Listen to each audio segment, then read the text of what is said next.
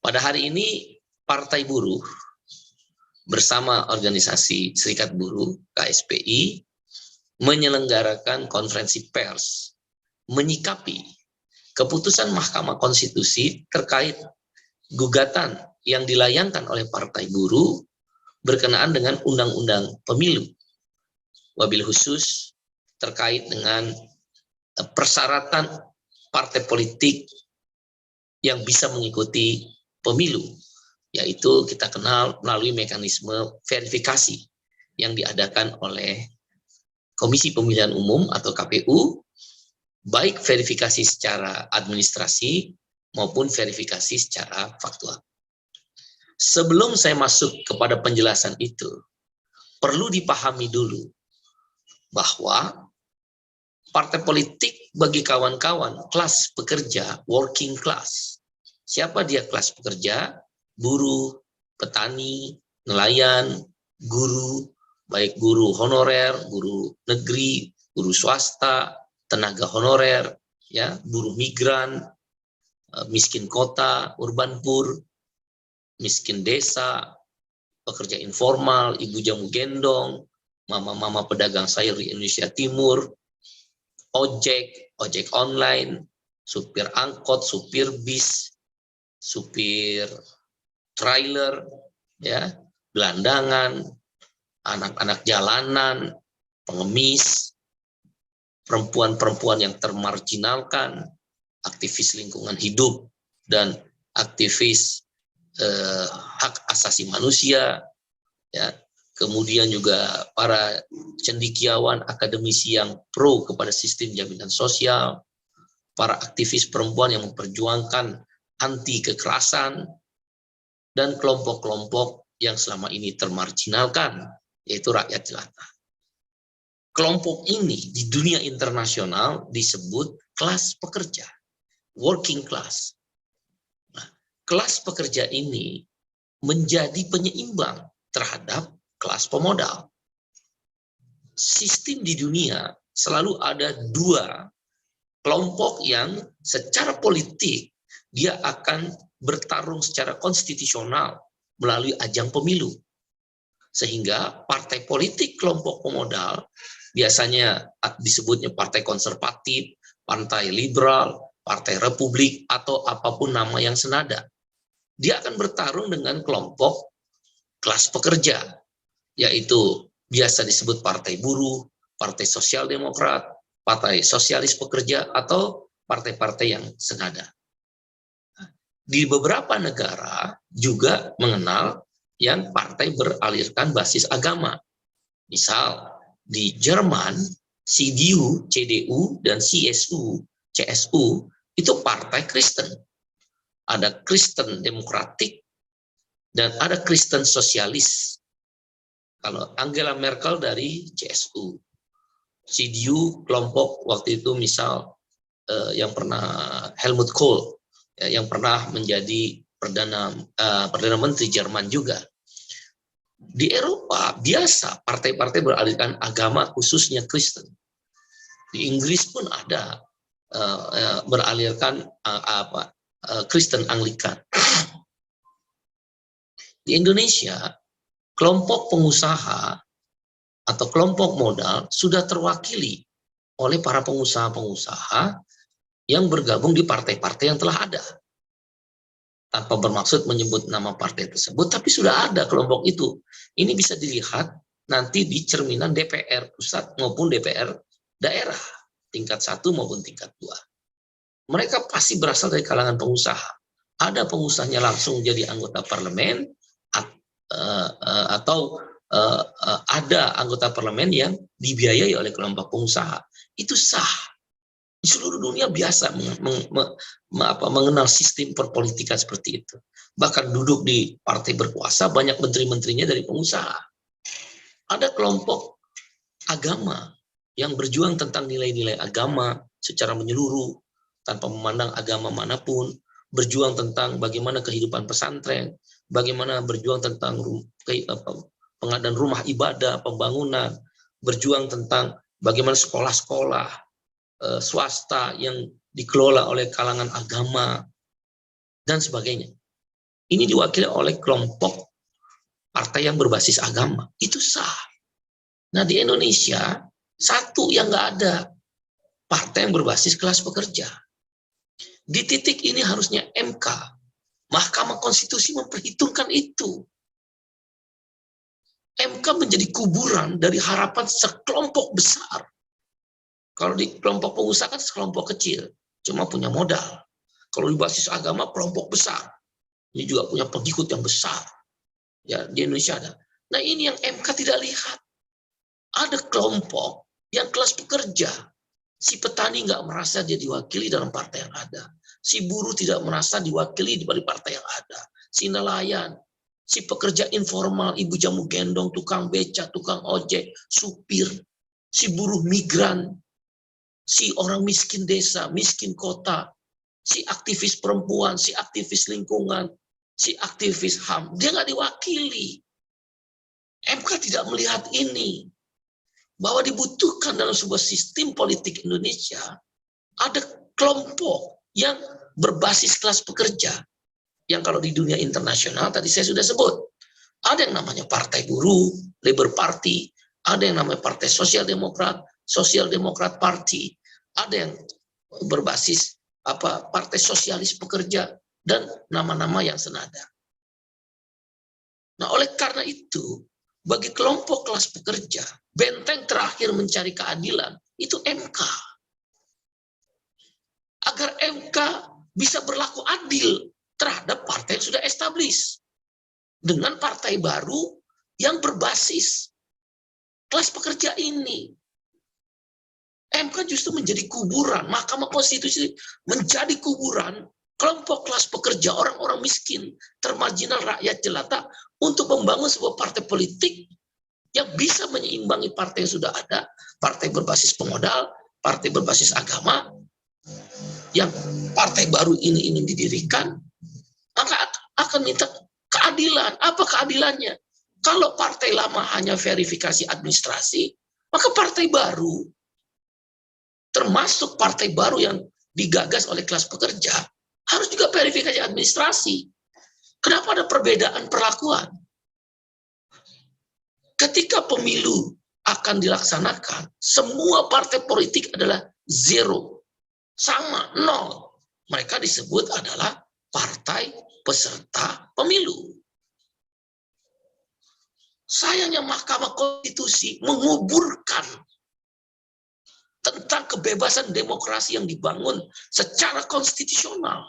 Saya tidak mengerti mewakili kelas pekerja sebagai presiden partai buruh, kalau kemudian MK mengubur cita-cita ini. Kalah menang kan rakyat nanti yang menentukan.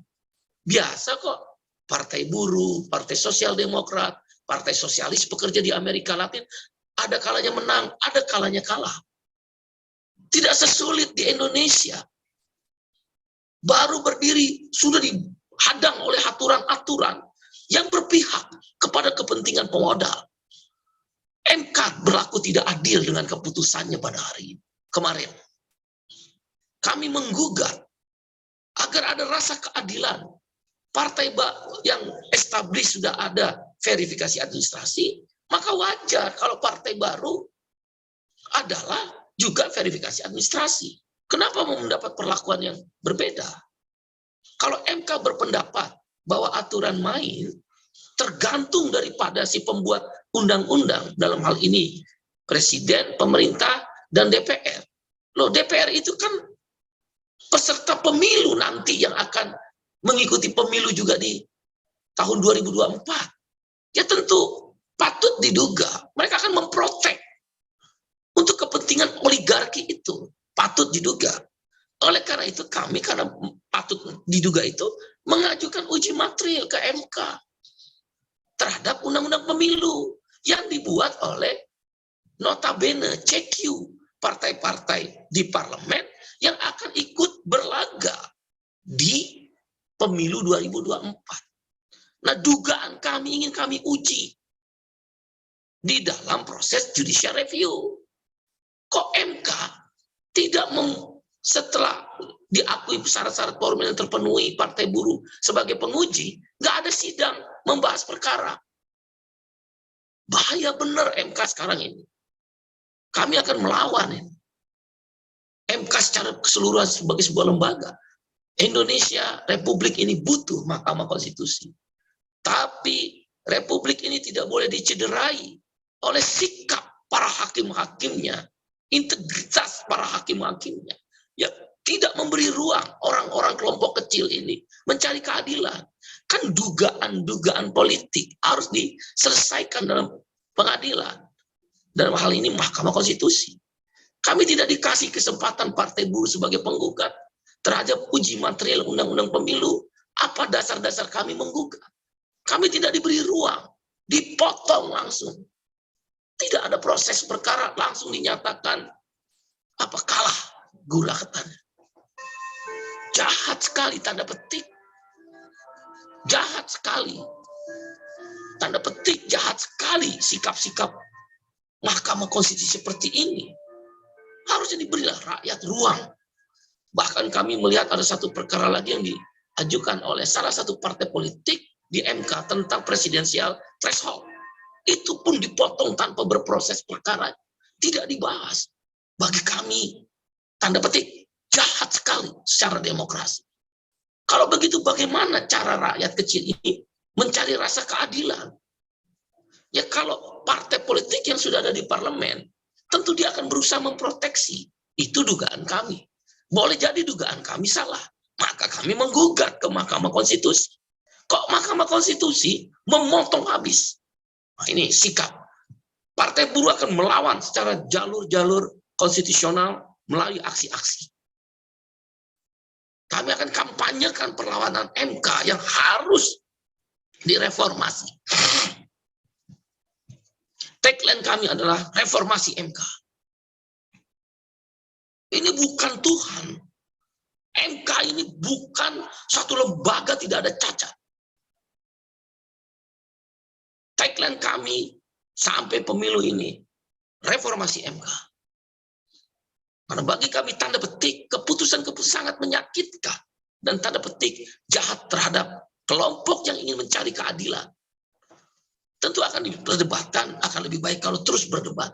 Kalaulah ada penggugat yang terdahulu, kami mengajukan novum-novum baru, dalil-dalil baru.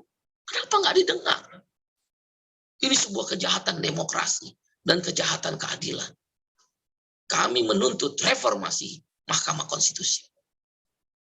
Kita butuh Mahkamah Konstitusi yang berintegritas, kredibel, dan harapan dari ratusan juta rakyat Indonesia dalam mencari keadilan yang hak-hak konstitusionalnya diabaikan oleh kekuasaan. Itu pendapat Partai Buruh terhadap keputusan MK beberapa waktu yang lalu. Yang kedua, kami agak kaget Partai Buruh sebagai penggugat judicial review Undang-Undang Pemilu. Dalam sidang kemarin, MK, kalau saya nggak salah, tolong nanti dikoreksi, memutus 15 perkara. Dan ada 2 perkara yang menurut kami sangat penting. Satu perkara dilakukan oleh satu partai politik yang ada di parlemen tentang presidensial threshold. Dan satu perkara yang dilakukan oleh Partai Buruh tentang rasa keadilan untuk partai politik baru diperlakukan sama dengan partai politik yang telah ada di parlemen. Ini tentang negara. Tentang mencari seorang presiden, tentang bagaimana partai politik bisa mengadopsi, mengabsorb semua kepentingan rakyat. Equal the law, sama di hadapan hukum. Seperti yang dilakukan sidang kemarin tanpa bermaksud menghina, sekali ini tidak ada maksud menghina Mahkamah Konstitusi, tapi ini masukan untuk Mahkamah Konstitusi. Itu yang kami sebut reformasi Mahkamah Konstitusi. Maaf, beribu maaf, tidak untuk menyatakan hakim-hakim MK itu tidak berintegritas. Tidak. Ini tentang sistem. Bagaimana, maaf sekali lagi, sidang Mahkamah Konstitusi yang terhormat itu seperti, maaf, seperti ya, menganalogikan seperti sidang tilang SIM, STNK, para pelanggar lalu lintas. Banyak perkara dijadikan satu. Dan ada 2 perkara yang sangat penting. presidensial threshold dan pemilu itu dijadikan satu dengan perkara-perkara lain. Bagi kami sangat menyakitkan. Ini seperti sidang tilang SIM. Kita bicara tentang konstitusi negara. Bukankah MK dibangun dalam kerangka untuk memenuhi rasa keadilan hak konstitusional warga negara?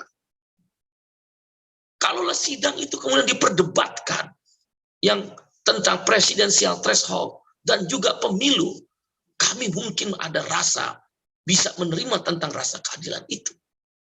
Ini seperti sidang SIM. Perkara ini dinyatakan tidak sah, perkara ini dinyatakan kalah, perkara ini bla bla bla bla bla bla. Saya tidak menyerang satu atau dua orang hakim MK, tidak. Ini bicara tentang sistem MK, reformasi MK. Partai Buruh akan berjuang itu, reformasi MK. Kalau nggak nanti jalanan akan menjadi pilihan. Dan bagi kami kelas pekerja, buruh, petani, nelayan, ketika rasa keadilan itu sudah tidak kami dapatkan, jalanan adalah jalan pilihan kami. Konstitusi jalanan ada pilihan kami. Itu juga konstitusional. Sepanjang tidak merusak, tidak menghina, termana diatur dalam Undang-Undang Nomor 9 tahun 98. Jalanan adalah pilihan kami dalam mencari keadilan sesuai konstitusi. Oleh karena itu MK harus direformasi. Ini bukan sidang tilang SIM, maaf ya, ini hanya analog. Ini bukan sidang orang yang melanggar lalu lintas, kemudian dihukum di tempat. Bagaimana mungkin 15 perkara reformasi MK. Yang ketiga, Partai Buruh untuk melakukan gugatan undang-undang pemilu melihat ada celah ketidakadilan. Partai yang lama dinyatakan oleh MK hanya verifikasi administrasi. Partai yang baru bersama non-parlemen verifikasi administrasi dan verifikasi faktual. Apakah MK tahu? Apakah MK hakim-hakimnya itu sudah membuat fact-finding, tim pencari fakta, investigasi, menggali betapa sulitnya verifikasi administrasi. Untuk verifikasi administrasi saya sudah sulit. Fakta. Pada tanggal 14 September kalau saya tidak salah, Komisi Pemilihan Umum telah mengumumkan 24 partai politik yang dinyatakan boleh mengikuti verifikasi. 9 partai politik parlemen dan 15 lain partai politik non-parlemen ditambah partai politik baru. Semua mengikuti proses verifikasi administrasi. Dengan syarat yang kita ketahui 100% ada di provinsi partai politik itu. 75% kabupaten kota dalam satu provinsi, 50% kecamatan dalam satu kabupaten kota, dan jumlah anggota 1000 atau 1/1000 jumlah penduduk. Apakah MK sudah pernah tim pencari fakta betapa beratnya itu? Buktinya apa? Satu, ketika KPU mengumumkan dari 24 partai politik tadi yang mengikuti proses verifikasi administrasi, hanya satu partai politik, kata KPU. Saya mengutip beberapa media. Kalau saya salah, tolong diperbaiki. Hanya satu partai politik, yaitu PKB, yang dinyatakan MS istilahnya, memenuhi syarat 100%. 23%, 23 partai politik lain, 23 partai politik yang lain, kata KPU, belum memenuhi syarat BMS. Sehingga harus ada perbaikan. Ini artinya apa? Sulit. Bayangkan, partai-partai yang berkuasa, atau 5 besar partai yang berkuasa, tidak lolos, kecuali PKB. Ini menjelaskan betapa sulitnya verifikasi administrasi. Partai yang berkuasa saja, 9 partai di parlemen yang ada sekarang saja, tidak bisa lolos di tahap awal. Istilahnya BMS, belum memenuhi syarat. Betapa sulitnya. Bahkan di kota Depok, kami langsung mendapat laporan, partai partai yang berkuasa ikut dalam kekuasaan tidak lolos. Partai buruh lolos dalam artian memenuhi syarat. Sedangkan yang tidak lolos pengertian saya BMS belum memenuhi syarat. Partai berkuasa belum memenuhi syarat, partai buruh memenuhi syarat. Ini menunjukkan di Kota Depok, menunjukkan betapa susahnya. Mengapa demokrasi terhalangi hak-hak rakyat oleh sistem administrasi yang MK nggak mau lihat itu. Saya tidak bicara KPU. KPU ini penyelenggara. KPU akan bekerja berdasarkan undang-undang. Jadi KPU nggak salah. Tentang sipolnya, tentang verifikasi administrasi, verifikasi faktual, KPU tidak salah. KPU bekerja atas undang-undang. Karena kami merasa hak-hak konstitusional kami diabaikan dalam proses pembuatan undang-undang yang notabene itu dilakukan oleh partai politik yang sekarang berkuasa.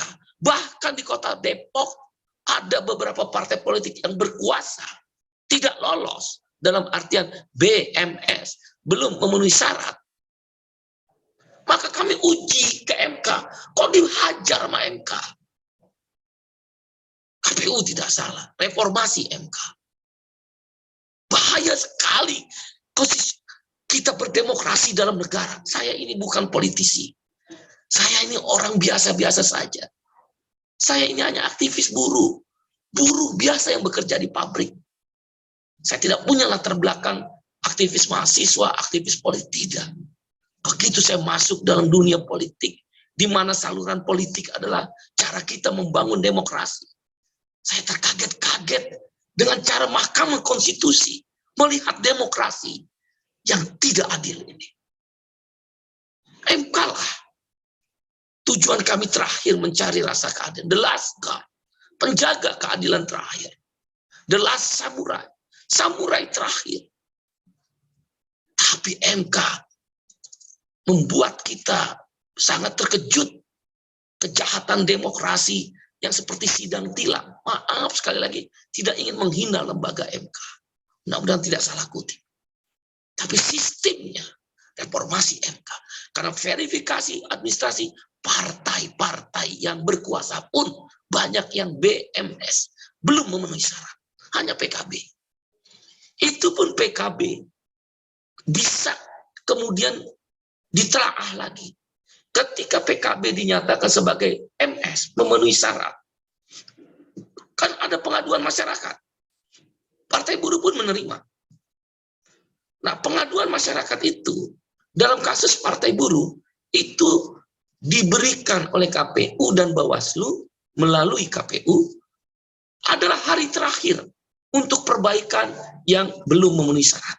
Tanggal 28 September. Bagaimana kami bisa memperbaiki? Nah, pertanyaannya, apakah benar satu-satunya partai politik yang memenuhi syarat tidak ada gugatan dari masyarakat? Rasanya tidak mungkin. Ini perlu ditelaah. Bisa juga iya, tapi bisa juga tidak.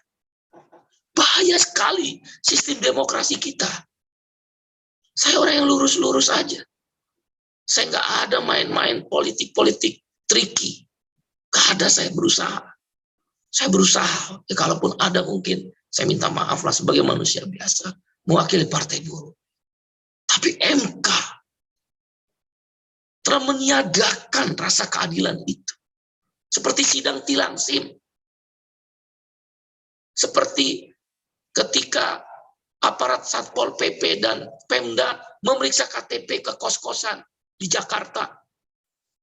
Bukan menghina, MK nggak ada contempt of court, nggak ada. Ini tentang sistem MK yang harus direformasi. Sekali lagi tidak ada niat saya di dalam konferensi pers ini menghina MK, menghina majelis hakim MK yang berintegritas itu, yang kita sebut yang mulia, hakim mahkamah. Ini tentang sistem MK yang orang mencari keadilan.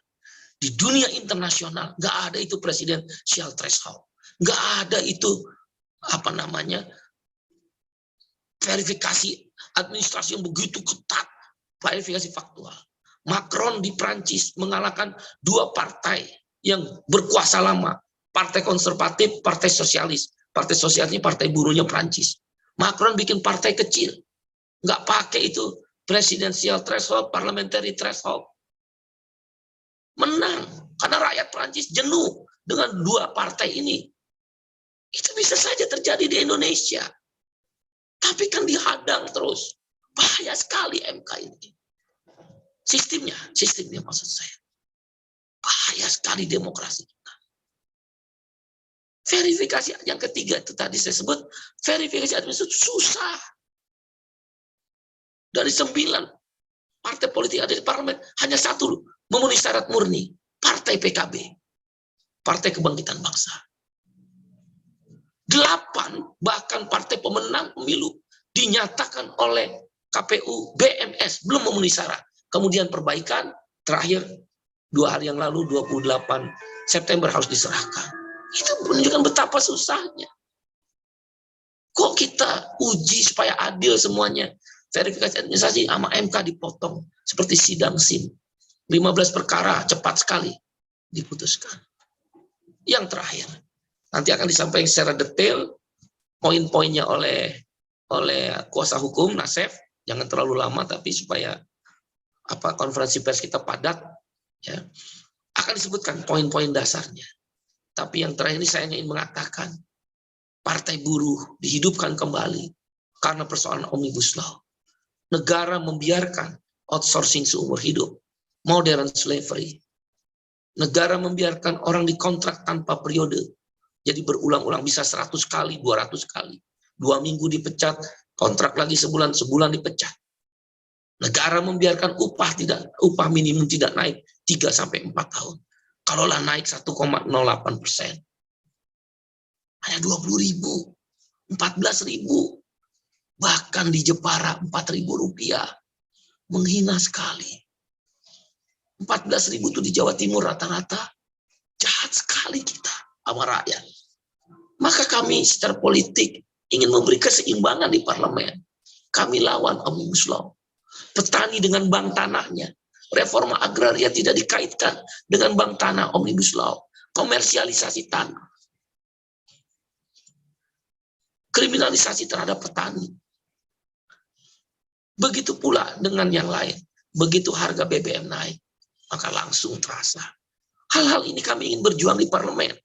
Tapi MK telah mengubur kami dengan cara-cara seperti sidang tilang SIM. Jangan marah. Ini tentang sistem reformasi MK. Terima kasih.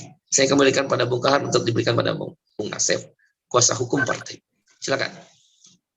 Ya, baik. Terima kasih Bung Syarif Iqbal. Terakhir saya ingin mengatakan langkah-langkah yang akan diambil Partai Buruh. 1, melakukan reformasi, kampanye reformasi MK. Supaya dia menjadi suatu lembaga yang berintegritas, yang dipercaya oleh rakyat dalam mencari keadilan ketika hak-hak konstitusional warga negara terabaikan. 1 orang pun dia harus diberi kesempatan untuk berjuang mencari keadilan di MK. Yang kedua, kami akan membentuk Partai Buruh akan menginisiasi seluruh elemen, buruh, petani, nelayan, miskin kota, buruh perempuan, akademisi, cendekiawan, partai politik yang ingin mencari keadilan tentang presidensial threshold, rakyat, mahasiswa, siapapun rakyat Indonesia. Kami akan organisir. Selain yang pertama adalah reformasi MK, kampanye, mengorganisir namanya, akan membentuk satu komite anti presidensial threshold. Karena kami ingin mencari presiden yang layak. Presiden yang setiap rakyat bisa punya hak untuk itu. Kenapa harus ada presidensial threshold? Kenapa harus ada verifikasi faktual untuk partai baru dan non-parlemen? Itu tidak adil. Kenapa harus ada parliamentary threshold? Padahal di awal seleksi aja kita udah berat untuk verifikasi. Harusnya bukan parliamentary threshold, suara rakyat. Wong kita nggak milih partai A kok, kita maunya pilih partai B, gara-gara nggak masuk parliamentary threshold, suara partai B diarahkan, dibagi ke partai A, partai C, partai D. Nggak adil. Ideologinya beda. Garis perjuangannya maksud saya. Ideologinya Pancasila, garis perjuangannya beda. Harusnya Stambus Accord. Partai-partai tidak mencapai parliamentary threshold, diganti namanya parliamentary threshold. Fractional threshold. Fractional threshold. Misal syarat fraksi dibentuk oleh 15 suara. Nah, yang kecil-kecil di bawah 15 suara, dia gabung Stables Accord. Stables Accord menggabungkan suara untuk menjadi 15 suara syarat fraksi. Harusnya begitu, bukan parliamentary threshold. Kami akan membentuk, jadi yang pertama kampanye reformasi MK, sistem MK, agar berintegritas dan berwibawa. Yang kedua akan mengorganisir di seluruh Indonesia. Partai Buruh punya 34 provinsi, 441 kabupaten kota, 4.652 kecamatan. Kami punya jaringan elemen gerakan adalah 11 elemen. Kami akan ajak mahasiswa, akademisi yang sedang mencari keadilan tentang hak-hak konstitusi. Kita akan bentuk namanya KAPT. KAPT, Komite Anti Presidential Threshold. Kami lawan MK. Yang ketiga, kami mempersiapkan aksi-aksi jalanan untuk menghadapi sikap MK yang tidak lagi mencerminkan rasa keadilan. Aksi akan meluas, jutaan orang akan ikut secara bertahap, Apalagi kami sedang mengorganisir aksi tolak harga BBM, tolak Omnibus Law, dan naikkan upah 13%. Demikian, terima kasih. Itu langkah-langkah kami.